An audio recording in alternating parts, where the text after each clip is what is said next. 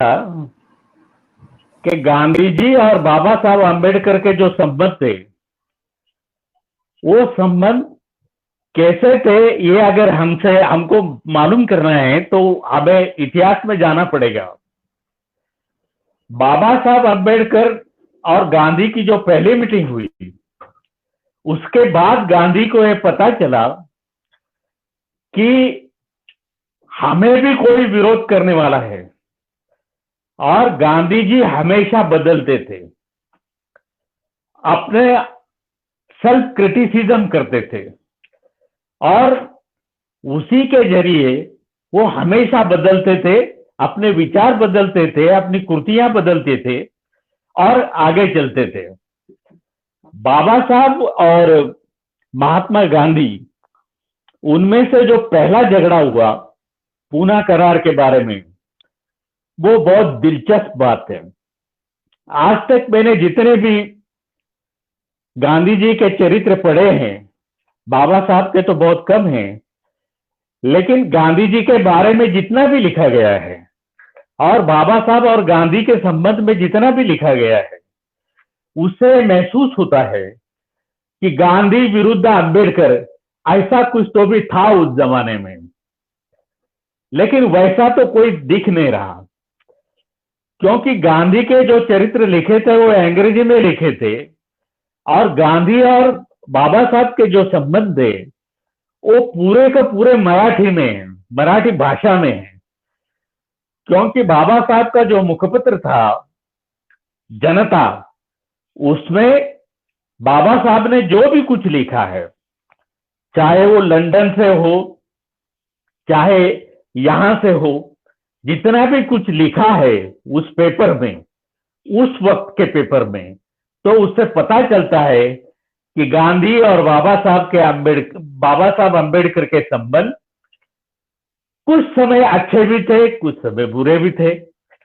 और हर एक राजनीतिक नेता के तो ऐसा होता ही है, कभी संवाद होता है, कभी विसंवाद होता है।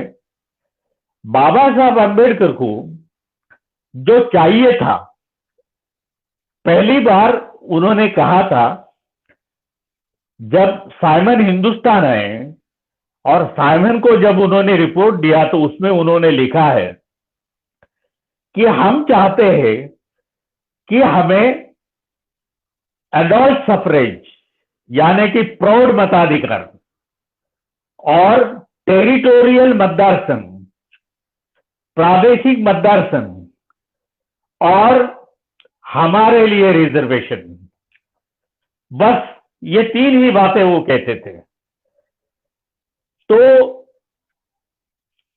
साइमन ने उनसे पूछा कि भाई अगर ये प्रौढ़ मताधिकार का जो बात आप कर रहे हैं वो अगर कांग्रेस ने नहीं उसको मान्यता दी तो क्या होगा? तो बाबा साहब बोले कि अगर वो नहीं होगा तो मैं स्वतंत्र मतदार संघ मांगूंगा, सेपरेट इलेक्टोरेट मांगूंगा। सेपरेट इलेक्टोरेट भारत के कोई भी जमात को नहीं देना चाहिए, क्योंकि वो प्रजातंत्र के खिलाफ है और उसका जो कारण मीमांसा है वो बाबा साहब ने साइमन कमीशन को दिए हुए रिपोर्ट में है।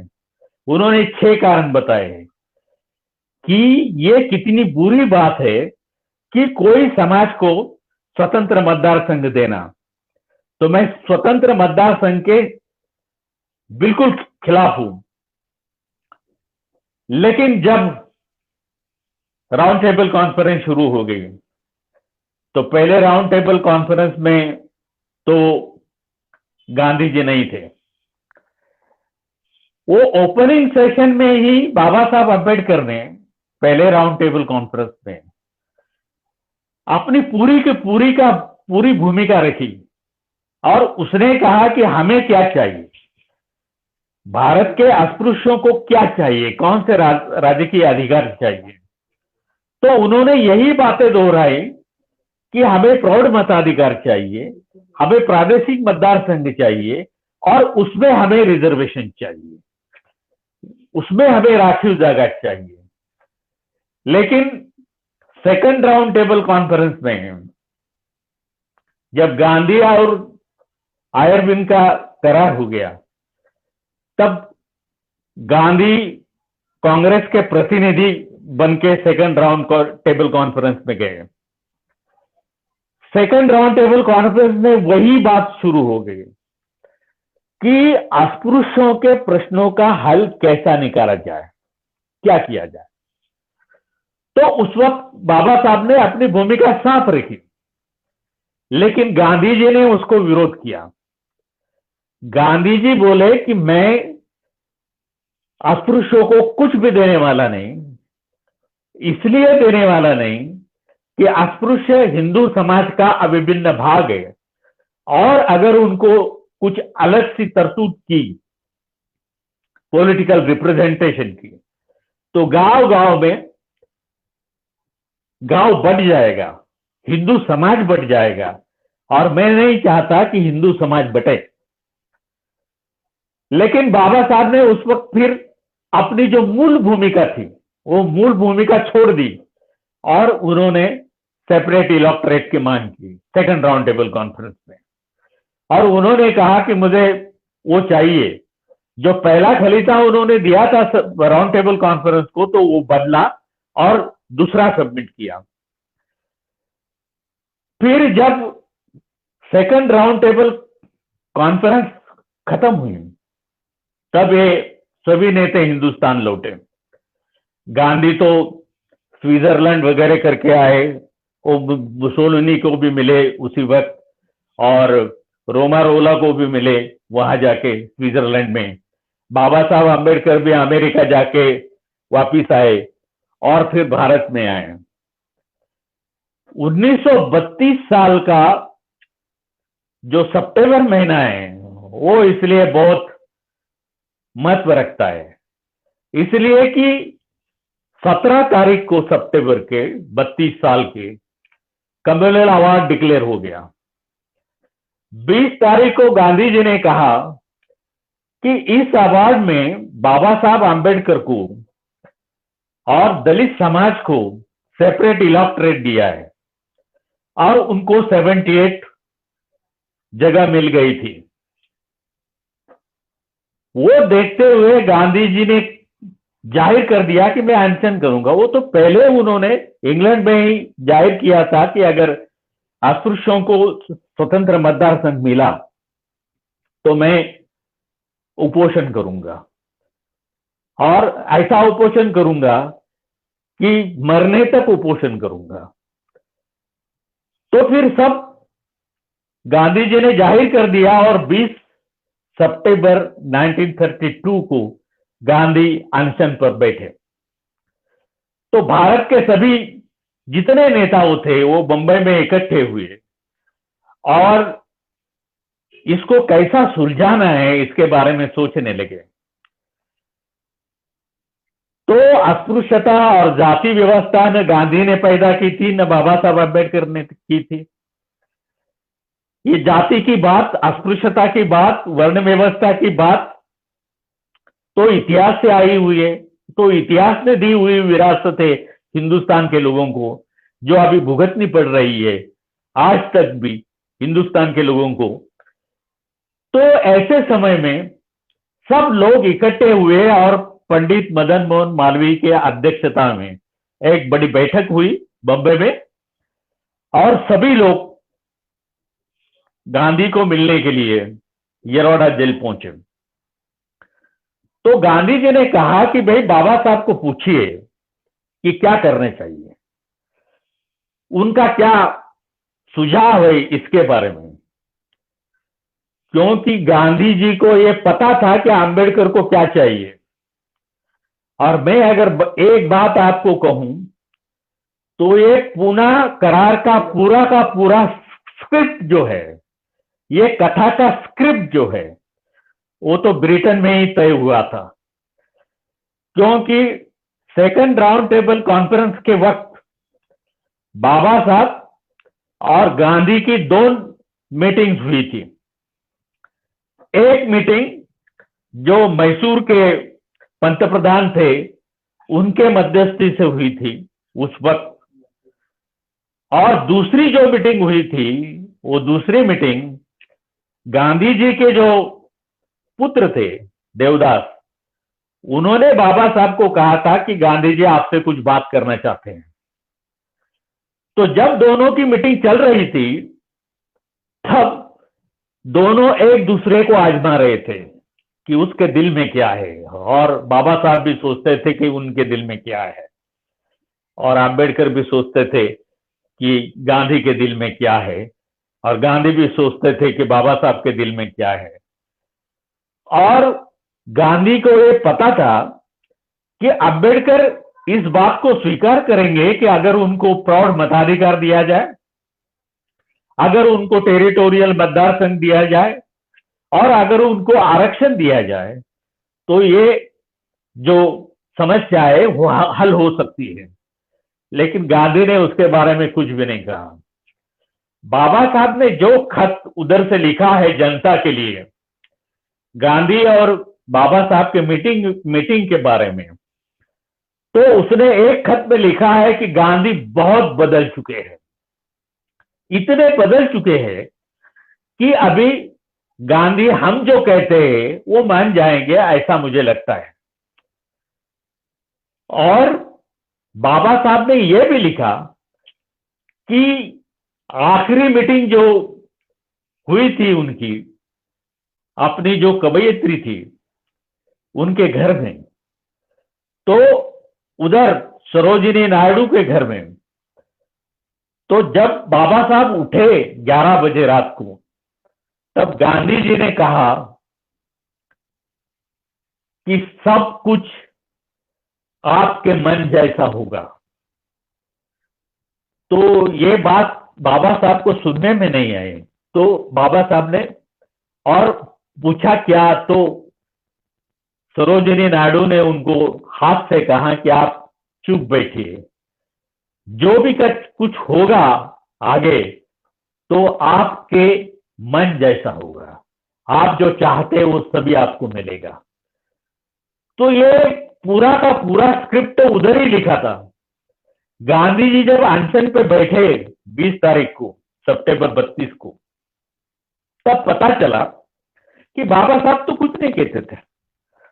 बाबा साहब को जब पूछा गया कि क्या करना है, तो उन्होंने कहा कि भाई गांधी जी को जाके पूछो कैसा हल होगा इस समस्या का।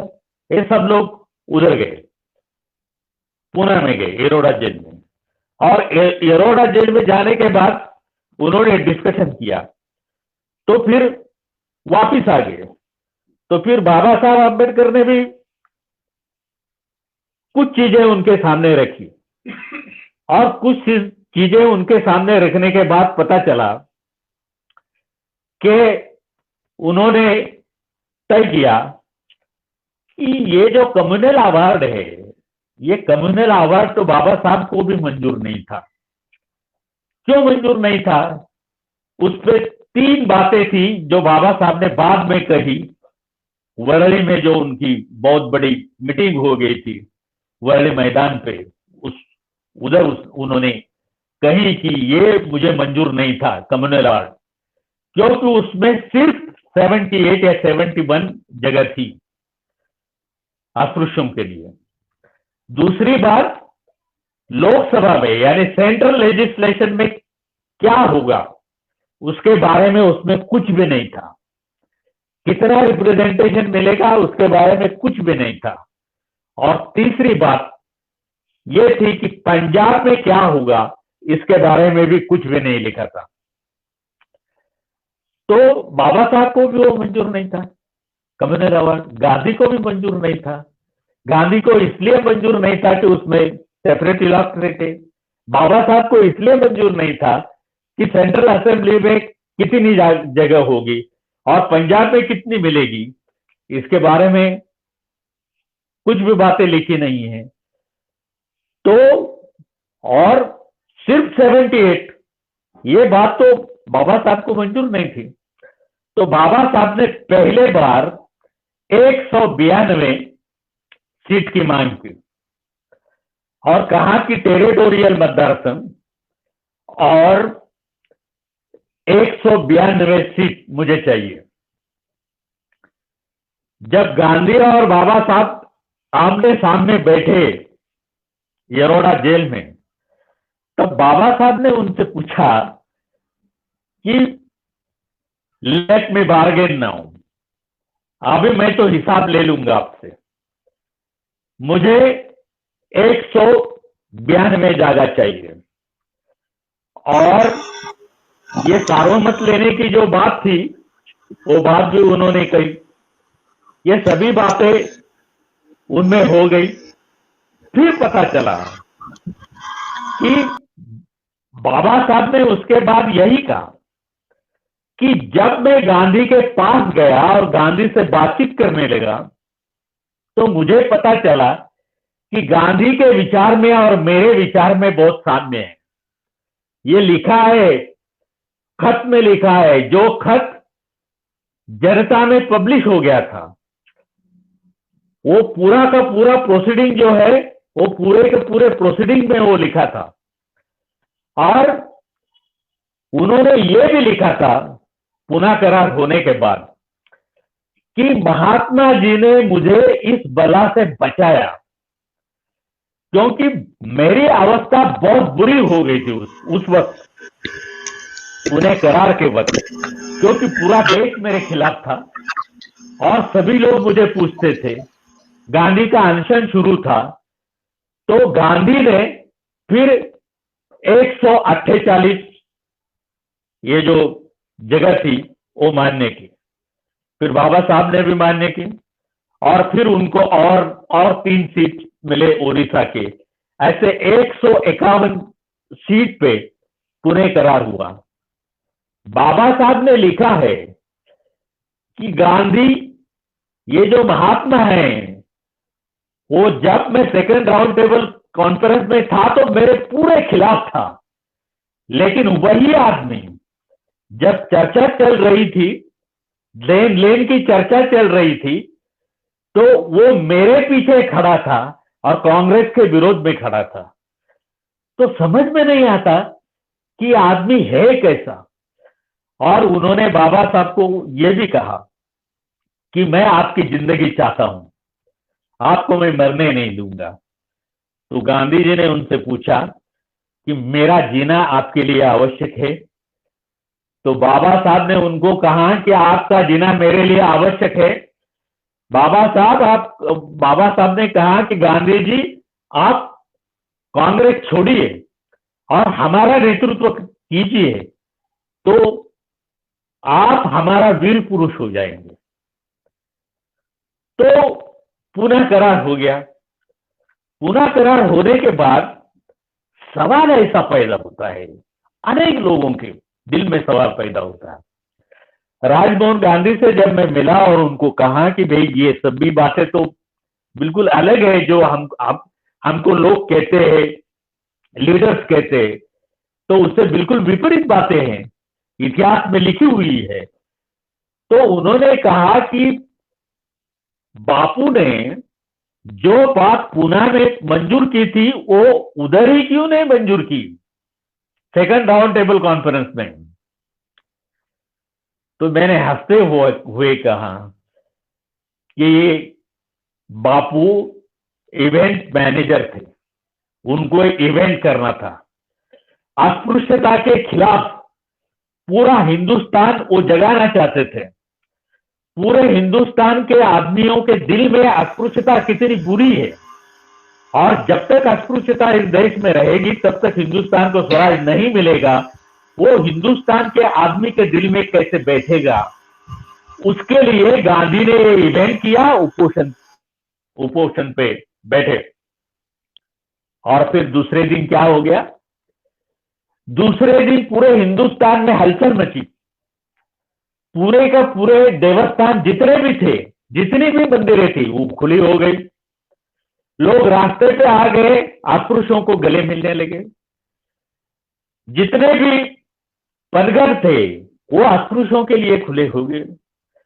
जितने भी कुएं थी वो भी अस्पृश्यों के लिए खुली हो गई। पंडित जवाहरलाल नेहरू की जो माता थी वो तो बहुत ही ऑर्थोडॉक्स थी, लेकिन वो भी रास्ते पे आ गई और उन्होंने भी चमार औरतों के साथ भोजन किया। ये गांधी को अस्पृश्यता के प्रश्न के बारे में ये एक साइकोलॉजिकल रिवॉल्यूशन करना था, साइकोलॉजिकल रिवॉल्यूशन करना था, और मेरे ख्याल से गांधी उसमें कामयाब हो गए। गांधी पॉलिटिकली हार तो चुके थे, बाबा साहब जीत तो चुके थे। 78 जगह से बाबा साहब 148 सीट तक आए थे, और उन्होंने पार्लियामेंट में भी, सेंट्रल लेजिस्लेचर में भी 10% जगह अस्पृश्यों के लिए रखी थी। तो ये सब बातें अगर हम देखेंगे तो गांधी पूना पैक्ट के वक्त उनके पीछे थे, बाबा साहब के पीछे थे। मैं आपसे अगर कहूं कि उस वक्त एक बात हुई थी, ये पूना पैक्ट गांधी विरुद्ध अंबेडकर है ही नहीं, वो तो बाबा साहब ने उसके बारे में जो लिखा है वो आप पढ़िए, बाबा साहब को गौर से पढ़िए, तो तुम्हें पता चलेगा कि बाबा साहब के दिल में गांधी के बारे में क्या ख्याल थे और अंबेडकर के बारे में गांधी के क्या ख्याल थे। जब विदर्भ में अकोला में कुछ लोग आए गांधी जी को मिलने के लिए, वो सब अंबेडकराइट थे और गांधी जी से झगड़ा करने लगे, तब गांधी जी ने उनको कहा कि भाई यरोड़ा जेल में जबी जबी वल्लभ भाई से मेरी बात होती थी पुणे करार पे, तब मेरे मन चक्षु के सामने भीमराव अंबेडकर थे। वो बहुत बड़ा वीर पुरुष था, लेकिन वीर पुरुष भी कभी कभी चूकता है। मैं भी खुद को वीर पुरुष समझता हूं, लेकिन मैंने भी मेरे आयुष्य में, मेरी जिंदगी में बहुत गलतियां की थी, और ये बहुत वीर पुरुष है। तो हम अगर सोचेंगे बाबा साहब और गांधी के रिलेशन में, उनके खत पढ़िए, कभी कभी वो लिखते थे डियर गांधी, वो लिखते थे डियर अंबेडकर, वो लिखते थे माय डियर महात्मा, वो लिखते थे my dear B R Ambedkar, कभी कभी लिखते थे बाबा साहब डियर महात्मा जी, ऐसा भी लिखते थे। ऐसे भी खत मेरे पास है बाबा साहब के हस्ताक्षर में जो लिखे हैं। फिर उसके एक ताज्जुब की बात है कि जब पुणे करार हो गया, तो पुणे करार होने के बाद एक समिति का गठन हो गया, उसका नाम था पुणे करार स्मारक समिति। और उसी दिन, जिस दिन 26 सितंबर को जो पुणे पैक्ट हुआ था, उसी दिन हर बरस ये दिन बड़े हल्लो, बहुत जोर से, बहुत उत्साह से मनाया जाता था। बम्बई में भी वो 1933 में मनाया गया, नासिक में भी मनाया गया, और नासिक में जब पुणे करार का संस्मरण किया तो बहुत बड़ा जुलूस निकाला था। तो एक तरफ गांधी जी का फोटो था, दूसरी तरफ बाबा साहब अम्बेडकर का था, और दादा साहब गायकवाड़ ने उसकी अगुवाई की थी। तो मैं ये बात कहना चाहता हूं कि पुणे करार से कोई बिगड़ा नहीं। बात यह थी कि बाद में बाबा साहब अम्बेडकर ने सेपरेट इलेक्टोरेट ऐसी बात बनाई कि पॉलिटिकल बार्गेनिंग के लिए उन्होंने उसका इस्तेमाल किया, और गांधी जी ने भी पॉलिटिकल कुछ बातों के लिए अनशन का इस्तेमाल किया। गांधी जी हमेशा अनशन करते थे। तो इसका मतलब यह है कि गांधी और बाबा साहब अम्बेडकर, ये दोनों में बिल्कुल मतभेद तो थे, वो तो होने ही चाहिए थे। ये दो महापुरुष थे, इसका मतलब ये है कि इतिहास की ये दो महान हस्तियां, ये महान घटनाएं भी थी, और उनके मतभेद भी उतने ही महान थे और उनका एक दूसरे से लगाव भी उनका ही महान था। तो हम ये नहीं भूलेंगे कि गांधी और अंबेडकर में सब कुछ अच्छा था, सब कुछ अच्छा भी था और बहुत कुछ झगड़ा भी था। ये दोनों भी बातें थी, क्योंकि अपने अपनी जगह वो दोनों भी महापुरुष बिल्कुल दिल से अपने समाज के लिए, अपने देश के लिए वो खड़े थे। बाबा साहब अंबेडकर और गांधी के संबंध में और एक बात मैं आपसे कहना चाहता हूं। वो बात है, बाबा साहब अंबेडकर के जीवन में दो औरतें ऐसी आई कि जिन्होंने बाबा साहब अंबेडकर का पूरा जीवन बदल दिया। वो एक थी म्यूरियल लेस्टर। जिस म्यूरियल लेस्टर के वहां उसके निवास स्थान में गांधी जी ठहरे थे सेकंड राउंड टेबल कॉन्फ्रेंस में। ये म्यूरियल लेस्टर कोई सीधी सादी औरत नहीं थी, वो दुनिया की शांततावादी मूवमेंट की एक बहुत बड़ी लीडर थी। वो गांधी की शिष्या भी नहीं, गांधी के समकक्ष थी और वो बाबा साहब से भी बहुत प्यार करती थी। जब गांधी और अंबेडकर का झगड़ा शुरू हो गया था लंदन में सेकंड राउंड टेबल कॉन्फ्रेंस में, तो वो बाबा साहब को आके मिली थी और बाबा साहब ने भी उसका जिक्र किया है कि म्यूरियल लेस्टर मुझे उस समय मिली थी और वो गांधी से झगड़ती थी उसी वक्त कि आप अंबेडकर को क्यों नहीं मानते। इसलिए नहीं मानते कि अंबेडकर ऐसे जमात से आए, ऐसे अस्पृश्य वर्ग से आए कि जिनके ऊपर बहुत ही अत्याचार हुए, और जब वो मानते हैं वो तो कोई बुरी बात नहीं है। उन्होंने अपने आत्मचरित्र में लिखा है, एंटरटेनिंग गांधी नाम का उनका जो आत्मचरित्र है, उसमें लिखा है कि मैं जब ये डिबेट करती हूँ गांधी और अंबेडकर का, तो मेरी समझ में ये बात आती है कि भविष्य में उसमें कौन खरा उतरेगा इसके बारे में आज तो हम नहीं कुछ कह सकते, लेकिन जब पुनः फैक्ट हो गया तब उनको पता चला कि अंबेडकर जीत गए और गांधी जी हारे। तो उसमें राजकारणी जो गांधी थे वो बिल्कुल राजनीति करने वाले जो गांधी थे वो हार गए, लेकिन हिंदुस्तान के मन में एक साइकोलॉजिकल रिवॉल्यूशन करने के बाद एक महात्मा वहां विजयी हो गया। तो एक राजनीतिज्ञ हार गया और महात्मा विजयी हो गया। गांधी अंबेडकर के जो रिलेशन थे वे ऐसे ही थे। जब घटना परिषद की बात आई और दूसरी औरत थी राजकुमारी अमृत कौर, जब घटना समिति का गठन हो रहा था तब गांधी और अंबेडकर के बीच में जो मध्यस्थी करने वाली औरतें थे, ये दो ही औरतें थे। एक तो म्यूरियल लेस्टर का झगड़ा बहुत गांधी जी से हुआ था और अंबेडकर के दिल में क्या है, वो हर बात अमृत कौर गांधी जी को कम्युनिकेट करती थी। तो ऐसे गांधी और अंबेडकर के रिलेशन थे। बाबा साहब अंबेडकर दूसरी बार कॉन्स्टिट्यूएंट असेंबली में कैसे गए उसका एक बहुत बड़ा इतिहास है। उसके पीछे म्यूरियल लेस्टर कैसी थी, उसके पीछे राजकुमारी अमृत कौर कैसी थी, उसके पीछे गांधी जी कैसे थे। ड्राफ्ट कमेटी में बाबा साहब गए और दूसरे ही दिन ड्राफ्ट कमेटी के चेयरमैन बने। बाबा साहब को लॉ मिनिस्ट्री मिली।